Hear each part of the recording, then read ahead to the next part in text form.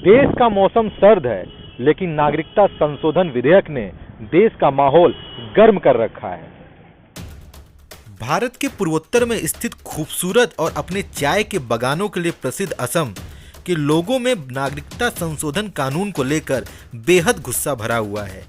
यह गुस्सा अब आसाम से लेकर बंगाल होते हुए दिल्ली, उत्तर प्रदेश और देश के कई इलाकों तक पहुंच गया है। हर तरफ नागरिकता संशोधन कानून का विरोध हो रहा है। लोग हिंसा पर उतर आए हैं, आगजनी कर रहे हैं और देश का माहौल बिगाड़ रहे हैं। जहां सड़कों पर जनता का गुस्सा नजर आ रहा है, आगजनी की जा रही है, तोड़फोड़ की जा रही है, वहीं राजनीतिक पार्टियों के बड़े बड़े नेता भी सड़कों पर उतरकर विरोध प्रदर्शन करते हुए नजर आ रहे हैं। जहां एक तरफ बंगाल में ममता बनर्जी ने विरोध प्रदर्शन दर्ज कराया, तो वहीं दूसरी तरफ दिल्ली में प्रियंका गांधी ने। देखिए, सरकार ने संविधान पे हमला किया है, बच्चों पे हमला किया है, विश्वविद्यालय के अंदर घुस के हमला किया है। तो हम संविधान के लिए लड़ेंगे। हमने बार बार कहा है, इस सरकार के खिलाफ लड़ेंगे। मैं हूं अभिनेंद्र और आपने देखना शुरू कर दिया है एबीटी न्यूज। आसाम के बाद बंगाल, बंगाल के बाद दिल्ली, फिर अलीगढ़ और मऊ में भी दंगा भड़क उठा, हिंसा भड़क उठी। जामिया यूनिवर्सिटी के बाद अलीगढ़ मुस्लिम यूनिवर्सिटी भी हिंसा की जद में आ गया। लोगों ने हिंसात्मक कदम उठाकर विरोध प्रदर्शन। नहीं, आप सबको लोग यहाँ पर मौजूद है, सिचुएशन बिल्कुल कंट्रोल में है। लड़के अपने अपने हॉस्टल चले गए। हमारी फोर्स पूरी तरह यहाँ पर मुस्तैद है। हमारे डिस्ट्रिक्ट मजिस्ट्रेट साहब, डीआई साहब, आप लोग आपके साथ में 2 से 2-3 घंटे से यहाँ पर मौजूद हैं। स्थिति पूर्ण नियंत्रण में है और जो भी आवश्यक कार्रवाई होगी शांति व्यवस्था बनवाने के लिए हम लोग पूरी कार्रवाई करेंगे। अलीगढ़ के बाद उत्तर प्रदेश के मऊ जिले में भी हिंसक प्रदर्शन हुआ। बताया जा रहा है कि नागरिकता संशोधन कानून और जामिया विश्वविद्यालय में छात्रों पर हुए कार्रवाई के विरोध में लोगों ने सड़कों पर हिंसक प्रदर्शन किया। थाने को भी आग के हवाले कर दिया गया। बताया जा रहा है कि मऊ जिले के दक्षिण टोला में स्थित मिर्जा हाजीपुरा चौक के पास ऐसा हिंसक प्रदर्शन हुआ। प्रदर्शनकारियों पर काबू पाने के लिए पुलिस ने हवाई फायरिंग की, साथ ही आंसू गैस के गोले भी छोड़े।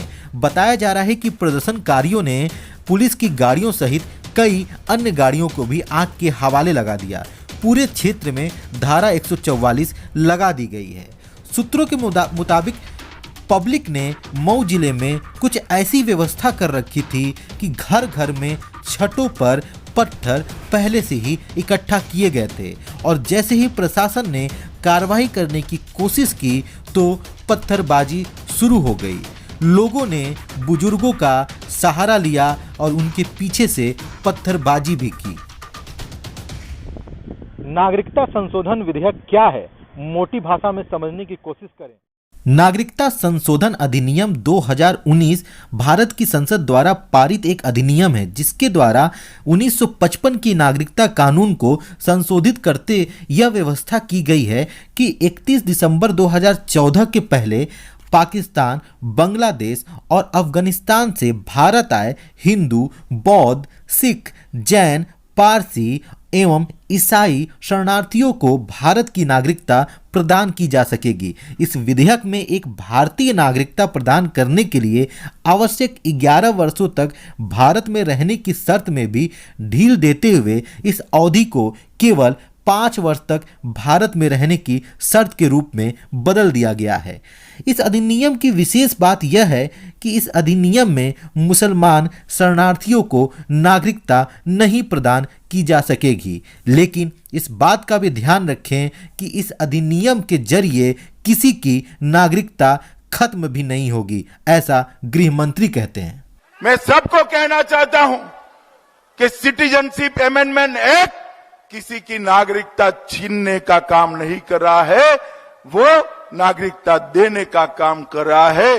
वो गरीब दुखियारे लोगों को नागरिकता देने का काम कर रहा है। मित्रों, आज इस मंच से मैं विद्यार्थियों को भी अपील करना चाहता हूं कि आप सिटीजनशिप अमेंडमेंट एक्ट का अभ्यास करिए।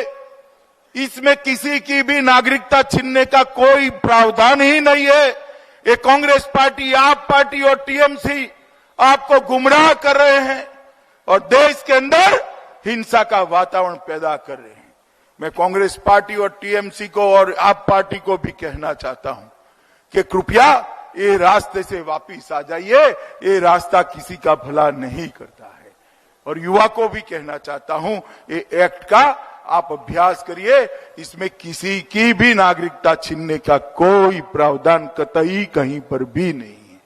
मित्रों, नरेंद्र मोदी सरकार ने देश की सीमाओं को सुरक्षित किया है, देश के अंदर विकास को आगे बढ़ाया है, देश के अंदर जन भावनाओं का सम्मान किया है। हिंसा और अराजकता किसी समस्या का समाधान नहीं हो सकता, इसलिए अहिंसा का रास्ता ही अपनाना इस देश के हित में होगा। कैमरे के पीछे हैं सऊद अंसारी। धन्यवाद।